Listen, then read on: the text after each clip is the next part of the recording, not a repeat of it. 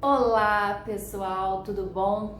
Estamos aqui mais uma vez dando continuidade ao estudo do Evangelho segundo o Espiritismo. Sejam todos bem-vindos mais uma vez ao canal e pedindo para a espiritualidade amiga que nos ampare, que esteja conosco sempre nos estudos, para que nós possamos aprender um pouco mais, ter insights que nos ajudem aí a entender o que está sendo passado. Vamos lá então? Hoje a gente vai começar a introdução.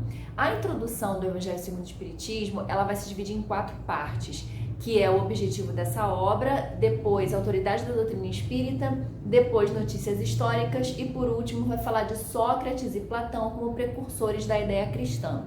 Esse trecho de hoje, que é o primeiro, que é o objetivo dessa obra, nós vamos conseguir ver num vídeo só, que é esse vídeo, mas os outros eles são maiores, então nós vamos dividir em vários vídeos e eu vou deixar sempre aqui na descrição os trechinhos, né, onde a gente começou e onde a gente está terminando, para que vocês possam acompanhar certinho, tá?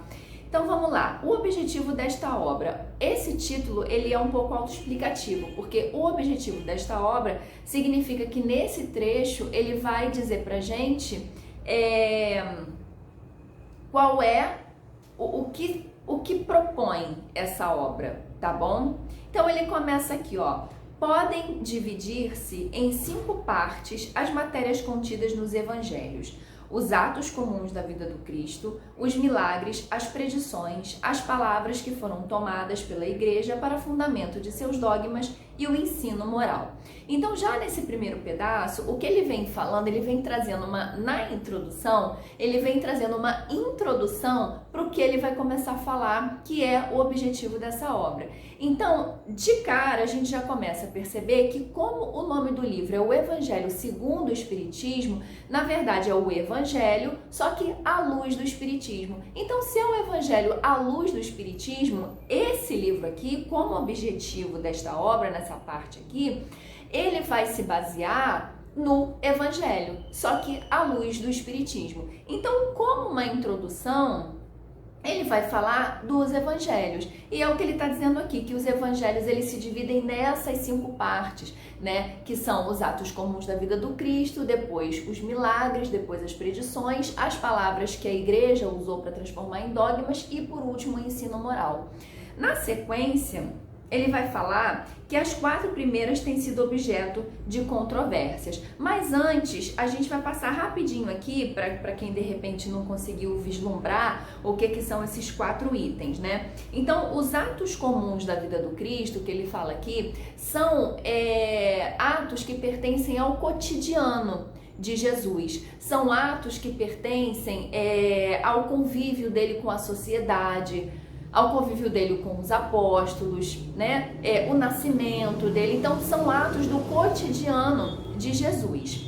Depois, quando ele fala dos milagres, são os vários milagres que são citados nos evangelhos. Até mesmo quem não leu a Bíblia, quem não tem conhecimento, sabe às vezes de ouvir falar de alguns milagres que foram realizados. Curas dos leprosos, curas de cegos, de paralíticos, né? Então, nós temos conhecimentos desses milagres operados por Jesus. Depois ele fala das predições. As predições, elas são, na verdade, as previsões feitas pelos profetas, que também nós encontramos uma parte da Bíblia só relacionada aos profetas. Depois, as palavras que foram tomadas pela igreja para fundamento de seus dogmas. Então, o que são essas palavras? Quais são essas palavras? Palavras como céu, inferno, purgatório, pecado. Essas palavras que estão nos evangelhos, e a igreja pegou essas palavras para transformar em seus dogmas. Se você fizer isso, você vai para o céu. Se você fizer aquilo, você vai para o inferno. Não é isso mesmo? Então, essas são esses 4 itens que ele vem falando aqui, que têm sido objeto de controvérsias. E o último, que é o 5º, seria o ensino moral. Então, o que é o ensino moral? Ele vai falar aqui pra gente que é o código divino. Esse ensino moral são as leis morais, são as normas de conduta que nós devemos ter na nossa vida privada e na nossa vida pública, que é o que ele vai falar aqui adiante. Então, vamos acompanhando para ninguém se perder. Então, vamos lá. As 4 primeiras têm sido objeto de controvérsias.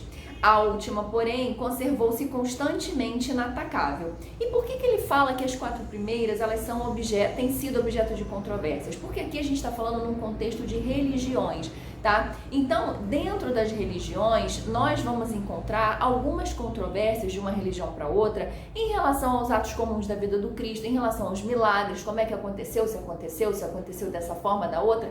Nós vamos encontrar algumas contradições, controvérsias, né? Porém, em relação ao ensino moral, não existem controvérsias. E aí nós podemos pegar da mesma forma, né? Como assim, mesmo que vocês não tenham lido nunca a Bíblia, não tenham nunca lido o Evangelho, algumas frases soltas a gente escuta. Então a gente sabe, por exemplo, de um ensinamento de não fazer ao outro aquilo que a gente não gostaria que nos fizessem, né? Isso, por exemplo, foi um ensinamento trazido. Amar ao próximo como a ti mesmo. Então, assim, não tem muito como discordar disso. As religiões não discordam quando se trata do ensino moral. Então ele continua aqui: diante desse código divino, como eu tinha falado, a própria incredulidade se curva.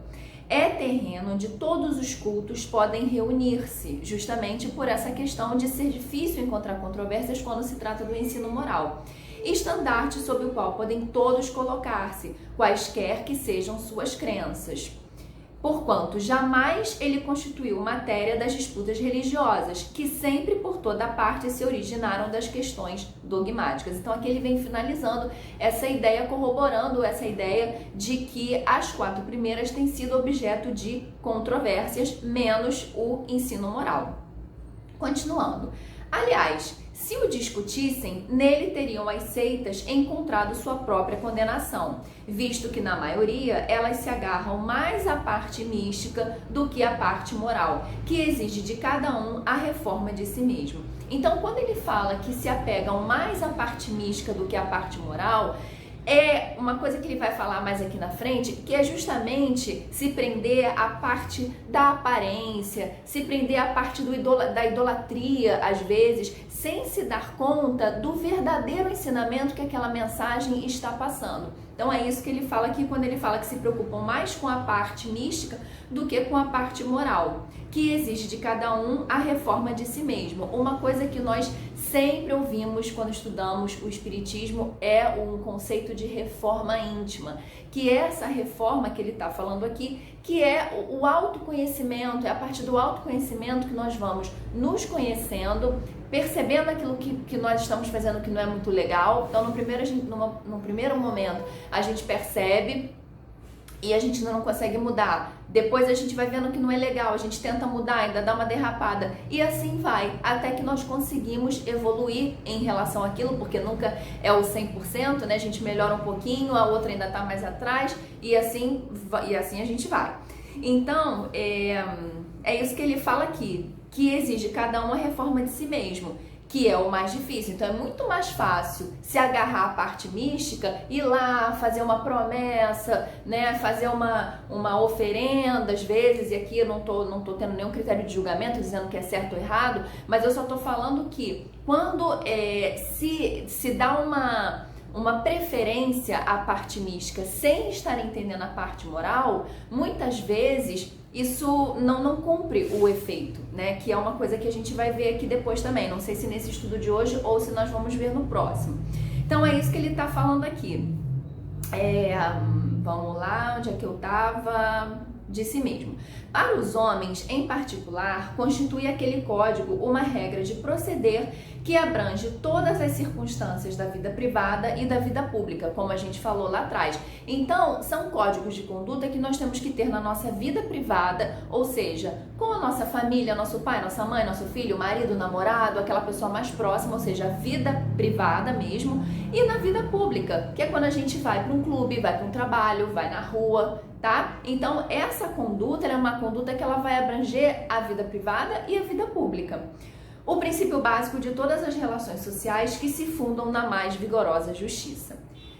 É, finalmente, acima de tudo, o roteiro infalível para a felicidade vindoura, o levantamento de uma ponta do véu que nos oculta a vida futura. Essa parte é que será o objeto exclusivo dessa obra. Então, aqui ele aponta que, na verdade, conhecer esse código divino, praticar essas leis morais, é o roteiro infalível para a felicidade vindoura, porque nós sabemos que a felicidade, apesar de parecer que ela vem de coisas materiais, né, daquele casamento, daquele namoro, daquela pessoa que a gente conquistou, de um carro, de uma casa, de um trabalho, apesar de parecer que a felicidade vem daí, ela não vem, né? Então, isso é até um discurso até bem batido, fora do espiritismo, inclusive, que a felicidade está dentro de nós. Dentro de nós por quê? Porque a partir do autoconhecimento, a partir do nosso entendimento de como funcionam as coisas, nós vamos conseguindo lidar melhor com as situações.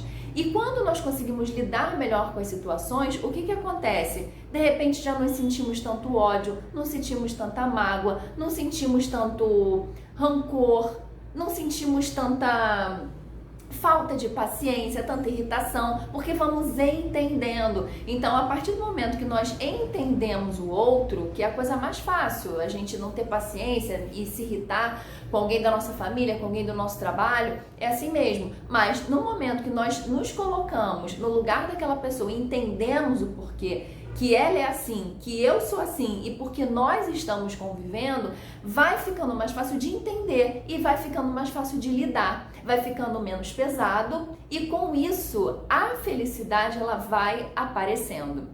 Então é por isso que ele vem falando aqui que é o roteiro infalível para a felicidade vindoura.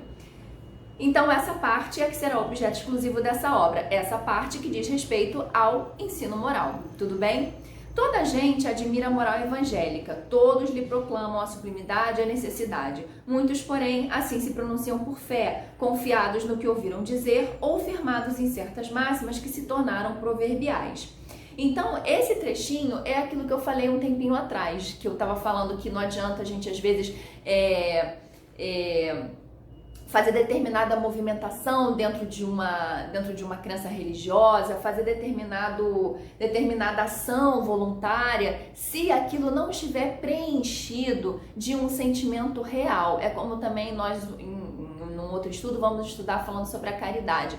A caridade é a fé, né? Então você tem que ter fé, você tem que ter o sentimento no momento que está praticando aquela caridade. Não é que a pessoa, vamos supor, então eu tô passando na rua, uma pessoa me pede um prato de comida. Eu dou um prato de comida para aquela pessoa sem me conectar com aquela pessoa, então eu não vou saciar a fome dela? Claro que vai, não é isso que a gente está falando. Mas a caridade, o ideal é que ela seja sincera. Então o ideal é que além do prato de comida, esse ato seja voluntário e não porque alguém está vendo e não porque você precisa mostrar para alguém.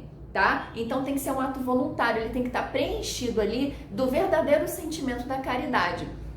Então quando ele fala isso, que toda a gente admira a moral evangélica, na verdade o que ele está querendo dizer é que assim, muita gente proclama, muita gente fala que faz isso, que faz aquilo, que acredita, mas sem entender o real significado daquilo que está falando. E é disso que ele vem falando aqui. Poucos, no entanto, a conhecem a fundo e menos ainda são os que compreendem e lhes sabem deduzir as consequências. A razão está por muito na dificuldade que apresenta o entendimento do Evangelho, que para o maior número de seus leitores é ininteligível. Aqui, pessoal, deixa eu ler mais um pedacinho para a gente concluir o entendimento. A forma alegórica e o intencional misticismo da linguagem fazem que a maioria o leia por desencargo de consciência e por dever, como leem as preces, sem as entender, isto é, sem proveito. Então, eu queria ler esse pedacinho das preces, porque a prece era exatamente o exemplo que eu ia dar. O que acontece? Isso que eu falei, da gente às vezes fazer um ato voluntário, da gente participar de um movimento, da gente dar um prato de comida e tudo mais, é muito similar ao que acontece quando nós fazemos uma prece da boca para fora. Né? Então vou falar aqui o Pai Nosso, que é uma prece mais conhecida, né? Então é como se a gente falasse: Pai Nosso que estás no céu, santificado, e não está prestando atenção em nada. Eu poderia falar qualquer coisa, eu poderia falar feijão, macarrão, arroz, maisena, tanto faz, porque eu não estou falando Pai Nosso que estás no céu, eu não estou me referindo ao Pai, eu não estou me conectando com a espiritualidade. Então é muito necessário que a prece, as nossas ações, todas elas estejam preenchidas do verdadeiro sentimento. Então ele continua aqui. quando ele fala, né, como leem as preces sem as entender, isto é, sem proveito. Então ele faz questão de falar que é sem proveito, ou seja, de nada adianta. Passam-lhes despercebidos os preceitos morais, disseminados aqui e ali, intercalados na massa das narrativas. Impossível, então, apanhar-se-lhes o conjunto e tomá-los para objeto de leitura e meditações especiais. Esse trecho, pessoal, ele vem explicando da onde vem, então, essa dificuldade, porque nós professamos a nossa fé, e nós falamos que fazemos e acontecemos, mas no fundo não entendemos o que estamos falando. E será que a culpa é de quem? Né? Então, ele vem falando aqui não de quem é a culpa, mas ele vem explicando que muitas das vezes o próprio vocabulário que nos é trazido, a própria forma da escrita, ela é difícil e muitas vezes, segundo ele, ininteligível. E com isso a gente pode pegar dois exemplos. Um é a própria Bíblia, não sei quem já teve a oportunidade de ler. Ela tem uma escrita diferenciada, ela é organizada pelos capítulos, por aqueles versículos, então é uma leitura diferente do que nós estamos acostumados. E também a gente pode lembrar das próprias metáforas, das próprias parábolas, de Jesus, que ele usava muitas metáforas. A própria Bíblia, ela tem muitas metáforas, né? Então, a gente, quando ele fala isso daqui, de ser ininteligível, às vezes é por causa de uma palavra que não conhecemos, é da forma como está sendo escrita, é porque estão sendo usadas palavras veladas, com conhecimentos ocultos ali, que precisamos de algo mais para poder entender o verdadeiro significado. É isso que ele está falando aqui. Continuando. É certo que tratados já são escritos de moral evangélica, mas o arranjo em moderno estilo literário lhe tira a primitiva simplicidade, que ao mesmo tempo lhe constitui encanto e autenticidade. Outro tanto cabe dizer-se das máximas destacadas e reduzidas às suas mais simples expressão proverbial. Desde logo, já não passam de aforismos, privados de uma parte de seu valor e interesse, pela ausência dos acessórios e das circunstâncias em que foram enunciadas. Para obviar a esses inconvenientes, reunimos nesta obra os artigos que podem compor, a bem dizer, um código de moral universal sem distinção de culto. Então, até um pouco antes desse parágrafo, ele estava fechando ainda a ideia de explicar por que muitas vezes nós não entendemos aquilo que estamos fazendo, aquilo que estamos falando. E nesse próximo parágrafo agora, ele então vai dizer que daqui para frente, ele vai começar a dizer que então o Espiritismo, ele trouxe essa chave, ele trouxe essa nova forma de entendimento, que isso é importante. O Espiritismo, ele não trouxe uma novidade, algo que não existia. Na verdade, ele veio explicar de uma forma que pudesse ter um maior entendimento, pudesse fornecer um maior entendimento e um maior alcance entre as pessoas. É disso que ele está falando aqui. Então, ele começa falando que para obviar esses inconvenientes, para evitar esses inconvenientes, reunimos nesta obra os artigos que podem compor, a bem dizer, um código de moral universal, sem distinção de culto. Nas citações, conservamos o que é útil ao desenvolvimento da ideia, pondo de lado unicamente o que se não prende ao assunto.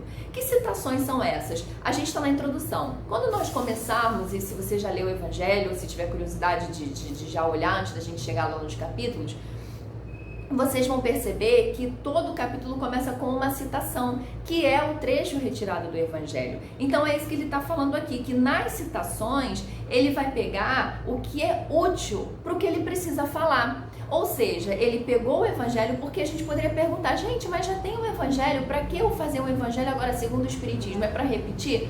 Não, senão não teria necessidade. A espiritualidade não faz nada sem necessidade, nada ao acaso, né? Então, quando a espiritualidade, quando Kardec elabora o Evangelho segundo o Espiritismo, na verdade ele vai pegar trechos do Evangelho que ele achou necessário, dentro do método dele de pesquisador, que ele achou necessário para formular agora o Código Moral. E é isso que agora ele vem explicando aqui, como que ele foi elaborando. Então ele fala justamente isso, que ele pegou as citações, conservando o que era útil ao desenvolvimento, Respeitou, ele vai falar aqui, ó, além disso, respeitamos escrupulosamente a tradução de Saci, assim como a divisão em versículos. Em vez, porém, de nos atermos a uma ordem cronológica impossível e sem vantagem real para o caso, grupamos e classificamos metodicamente as máximas, segundo as respectivas naturezas, de modo que decorram umas das outras, tanto quanto possível. A indicação dos números de ordem dos capítulos e dos versículos permite-se recorrer à classificação vulgar quando oportuno, tá? Então, o que ele está dizendo aqui é que ele pegou o que era necessário e não se utilizou do que ele não considerou necessário, tá? No caso aqui, ele fala da cronologia também, ele não seguiu a ordem cronológica, porque era mais interessante para quem está lendo, para quem está entendendo sobre o código moral, é mais interessante que seja visto um ato em relação ao outro, uma atitude em relação à outra, uma conduta em relação à outra, do que entender o que veio antes e o que veio depois, tá? Então é esse critério que é utilizado nessa organização. Seguindo, esse, entretanto, seria um trabalho material que por si só apenas teria secundária utilidade. O essencial era pô-lo ao alcance de todos, mediante a explicação das passagens obscuras e o desdobramento de todas as consequências, tendo em vista a aplicação dos ensinos a todas as condições da vida. Foi o que tentamos fazer com a ajuda dos bons espíritos que nos assistem. Muitos pontos dos evangelhos, da Bíblia e de outros autores sacros em geral, por si só, são ininteligíveis, parecendo alguns até irracionais, por falta da chave que faculte-lhe se aprenda o verdadeiro sentido. Isso aqui que ele está falando é o que eu já adiantei lá atrás, tá? Então é o que, na verdade, o Espiritismo veio trazer, que é essa chave, essa nova forma de falar. É como se quando, por exemplo, você tem um filho, ele está na escola e aí por algum motivo ele apresenta uma dificuldade na escola. Então o que muitos pais fazem? Contratam um professor particular. Muitas vezes esse professor particular é para dar um reforço naquela matéria que só o tempo de aula não é suficiente, mas muitas vezes é também para esse professor particular explicar de uma outra forma, que às vezes o professor da escola não é que seja mal ou ruim, mas não atende aquela criança. Então o Espiritismo é mais ou menos isso que ele veio fazer, ele veio trazer as mensagens do código moral, da nossa conduta, só que de uma forma diferenciada, justamente para atingir a todos, como ele está falando aqui. Essa chave, então, está completa no Espiritismo, como já o puderam reconhecer os que o têm estudado seriamente. Isso é importante, tá, pessoal? E como todos mais tarde, ainda melhor o reconhecerão. O Espiritismo se nos depara por toda a antiguidade e nas diferentes épocas da humanidade. Então, isso aqui reforça a ideia de que o Espiritismo, apesar dele ter sido elaborado através do Livro dos Espíritos, e aí a gente acaba tendo um surgimento dele datado de 1857, porque foi a data da elaboração do Livro dos Espíritos, tá? Apesar disso, apesar dele ter começado dos fenômenos das mesas, dos fenômenos mediúnicos começarem a ter se espalhado mais ou menos perto aqui dessa data, os atos que fazem parte do Espiritismo, eles nada mais são do que leis naturais. E leis naturais existem desde que existe o mundo, desde que existe a natureza. Então o Espiritismo, ele não é algo novo, ele não é algo de 1857, tá? O Espiritismo enquanto doutrina, sim, porque foi codificado, foi elaborado, mas os fenômenos que nós vemos, a comunicação com o mundo espiritual e principalmente a consciência da existência de espíritos, elas vêm de muito antigamente. E é por isso que ele está falando aqui, depara por toda parte na antiguidade e nas diferentes épocas da humanidade. Por toda parte se lhes desdobram os vestígios, nos escritos, nas crenças e nos monumentos. Essa é a razão porque ao mesmo tempo que rasga horizontes novos para o futuro, projeta luz não menos viva sobre os mistérios do passado. Como complemento de cada preceito, acrescentamos algumas instruções escolhidas, dentre as que os espíritos ditaram em vários países e por diferentes médiuns. Isso aqui também é algo que a gente vai ver mais tarde aqui, quando a gente começar a estudar os capítulos. Nós vamos ter como complemento, como ele fala aqui, a visão de cada espírito. Então nós temos a citação, temos o desenvolvimento da ideia e às vezes o complemento desses trazidos diretamente, o depoimento, né, melhor dizendo assim, de um espírito, muitas vezes falando, quer dizer, sempre relacionado ao tema, mas muitas vezes falando da sua experiência enquanto encarnado. Nós vamos ver isso aqui no estudo também. Se elas fossem tiradas de uma fonte única, houveram talvez sofrido uma influência pessoal ou a do meio, ao passo que a diversidade de origens prova que os espíritos dão indistintamente seus ensinos e que ninguém a esse respeito goza de qualquer privilégio. Quando nós estudarmos no próximo vídeo a autoridade da doutrina espírita, nós vamos ver melhor essa coisa até das mensagens terem sido trazidas por vários espíritos em vários lugares, várias partes do mundo, como que isso também traz credibilidade, como que isso também foi um critério usado por Kardec para poder atestar ali que aquela mensagem era verdadeira, tá? Tinha alguma razoabilidade. Então é isso que ele está falando nesse pedacinho aqui. E para finalizar, pessoal, essa obra é para uso de todos. Dela podem aurir os meios de conformar com a moral do Cristo o respectivo proceder.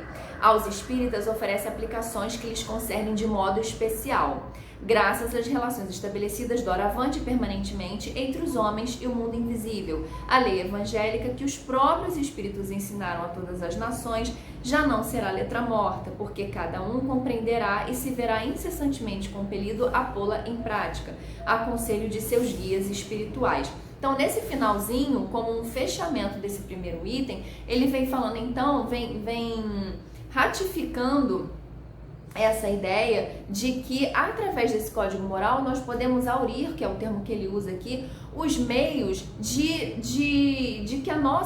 fazer com que a nossa conduta se aproxime com a moral do Cristo, que é o que ele fala aqui, né? E para finalizar, ele fala o seguinte: as instruções que promanam dos espíritos são verdadeiramente as vozes do céu, que vêm esclarecer os homens e convidá-los à prática do evangelho. Então, nesse finalzinho, ele vem então falando que o evangelho, na verdade, as vozes do céu, essas mensagens trazidas pela espiritualidade, na verdade, são convites.